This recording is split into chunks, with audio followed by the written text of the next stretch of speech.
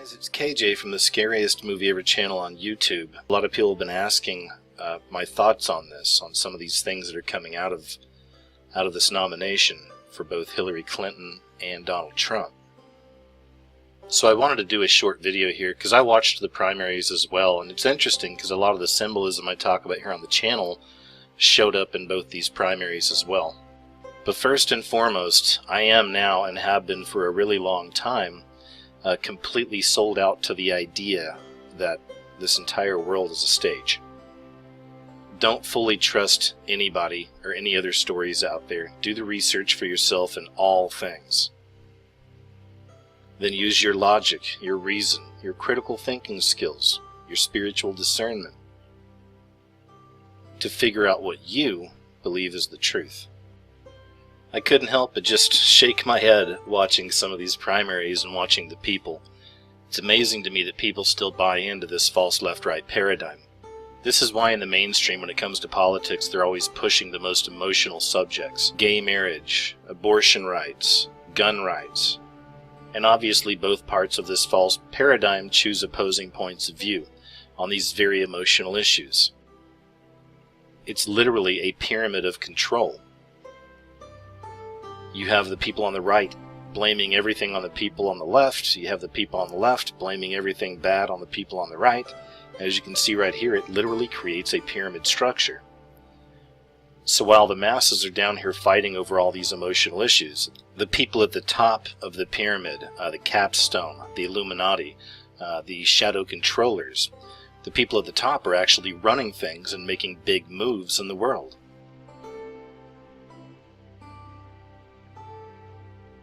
So if you're familiar with my channel, you've heard me talk a lot about the fifth age, the age of Aquarius, the last age of man, the Antichrist age. This will be the time where the New World Order is fully implemented. But to get there, we have to be out of the church age, or the fourth age. Biblical history to me can roughly be divided into two periods following the division of the Old and the New Testaments, the age of the law and the church age.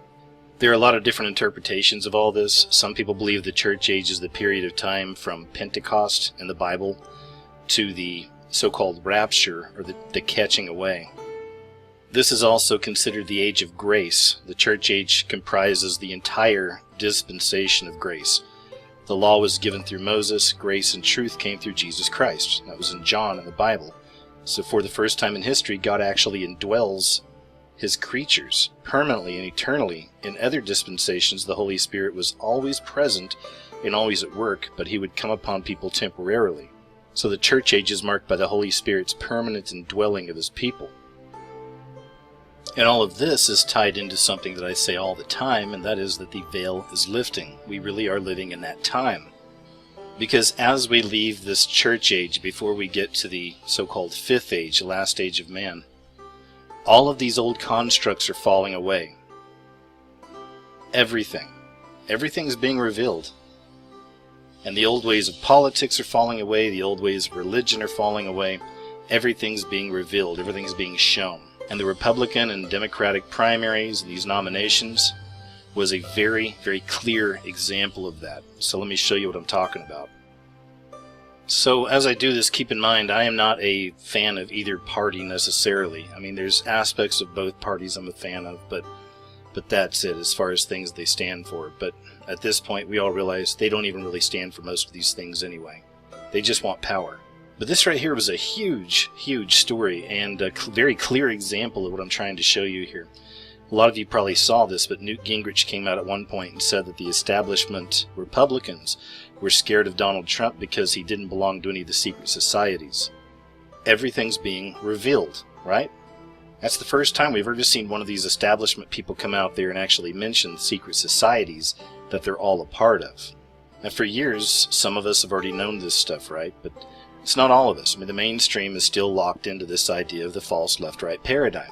And I imagine that even when this story came out, it still didn't fully sink in for the masses, for the most part. But it should have, because once again, this goes to show you that both sides, okay, are controlled. But this showed you clearly that the right is fully controlled by the secret societies. Why do we not trust that? Because they lie to us. People involved in secret societies tell the truth to each other in the shadows. For the rest of us, we're left in the dark.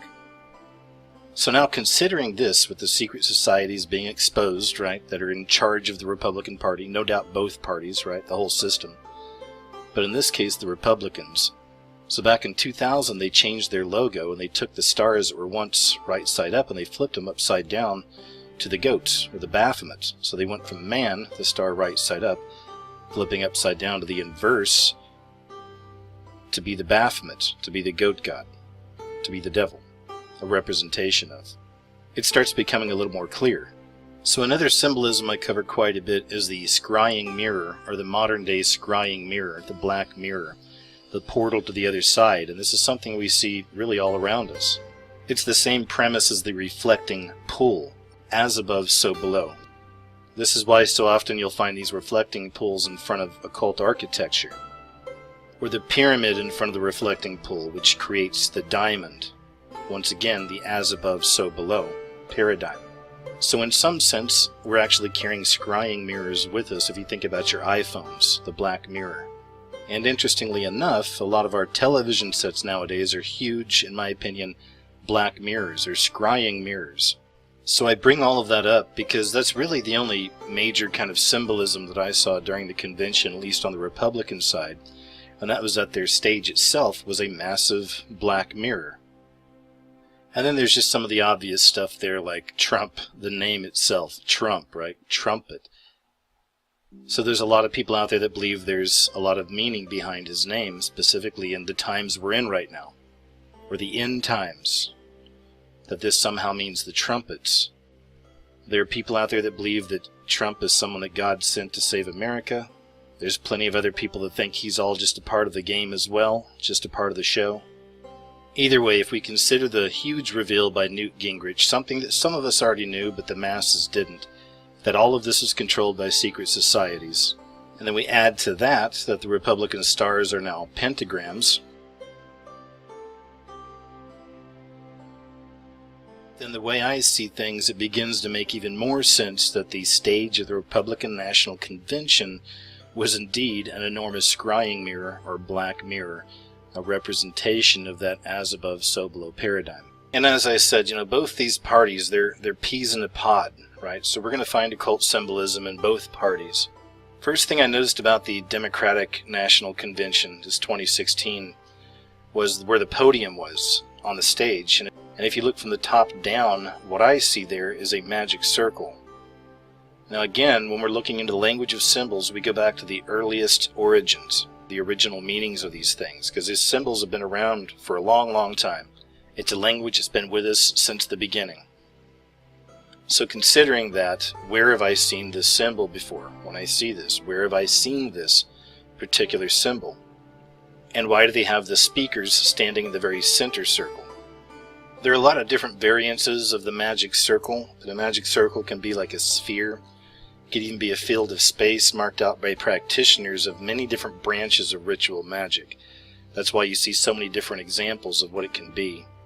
Generally, they believe that this magic circle will contain energy. It's a form of a sacred space. They also believe that it'll provide them a form of magical protection.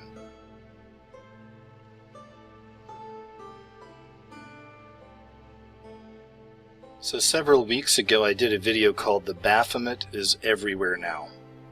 And in that video I made the case that the Baphomet, the Freemason goat god, a representation of the devil itself, we're seeing that symbolism all over the place now. It's really blowing up. And I bring this up because once again the Baphomet made an appearance, and this time at the Democratic National Convention. So we already know that the Baphomet is represented by the Republicans, right? But the Baphomet, does it ever show up around the Democrats? In fact, it does. It actually showed up at the Democratic National Convention.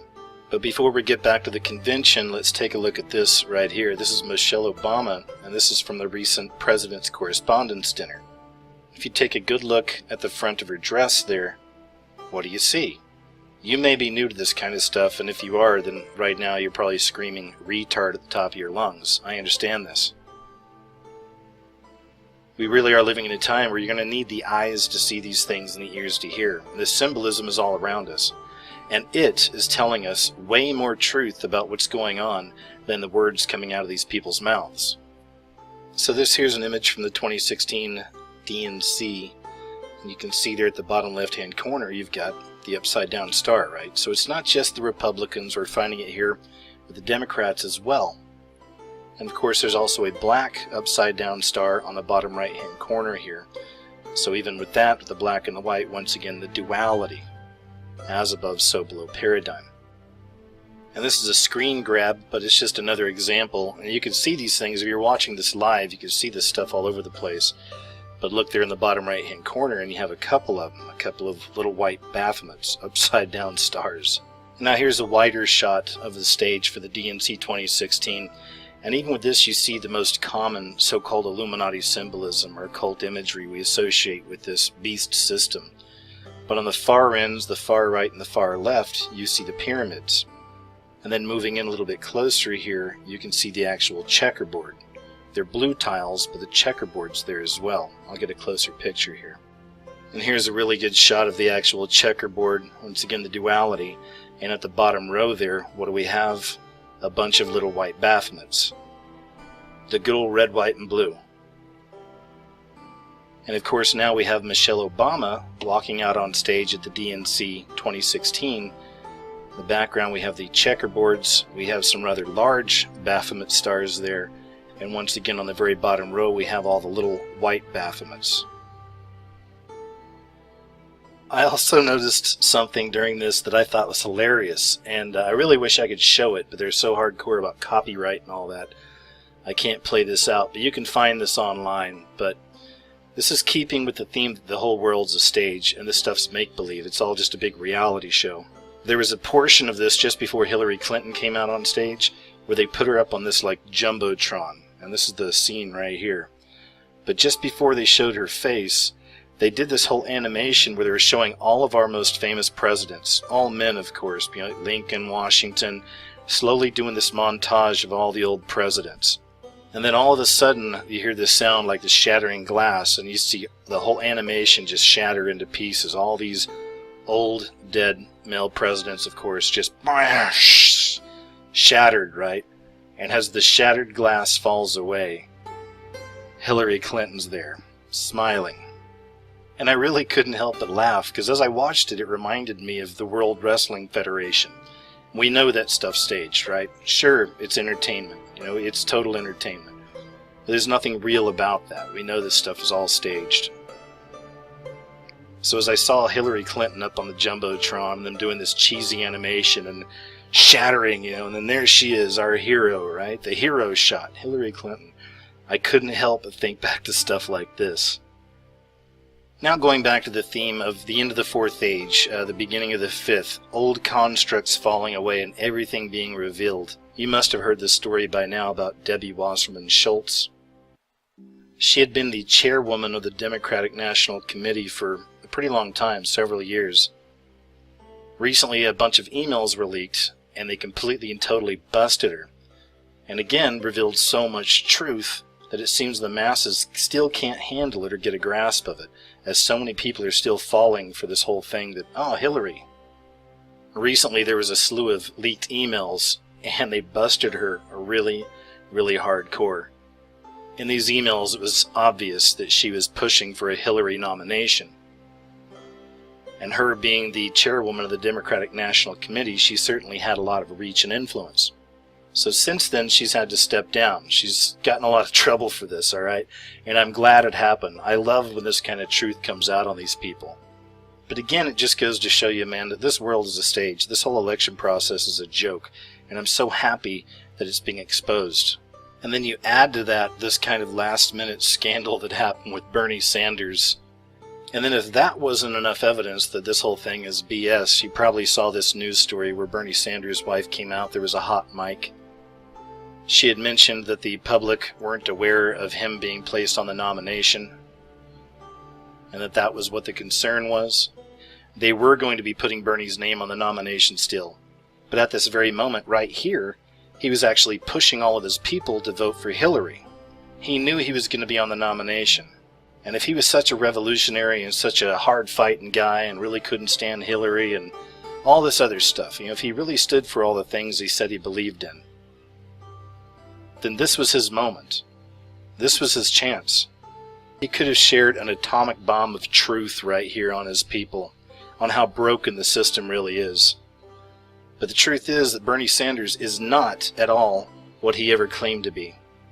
And that's sad, because this guy had a heavily devoted following. I mean, people who were following Bernie really loved this guy. This whole thing with Bernie to me was a sham. It's obvious now, right? It's obvious, guys. He was complicit the whole time, in my opinion. And that should be wrecking you if you were a fan of Bernie Sanders or believed in him. This really is a teachable moment in our history. Both parties have been exposed. Completely. But will the masses ever really wake up to all of this deception? I'd read an article where hundreds of people apparently had walked out of the DNC 2016 because they were just fed up with this stuff, because they see it for what it is, and I hope that's true. I really hope this election starts waking up the masses on a global scale, because I just showed you a few examples from both sides where this stuff has all been exposed now. It's completely exposed. It's a sham, right? But when will the masses wake up? And when they do, will it be too late? If they do. Anyway, guys, that's it. I just wanted to share some of my thoughts on the Republican and the Democratic national conventions and the election in general and what's taking place. So thanks for checking out the video, guys. Stay aware out there. Take care, and I'll talk to you real soon.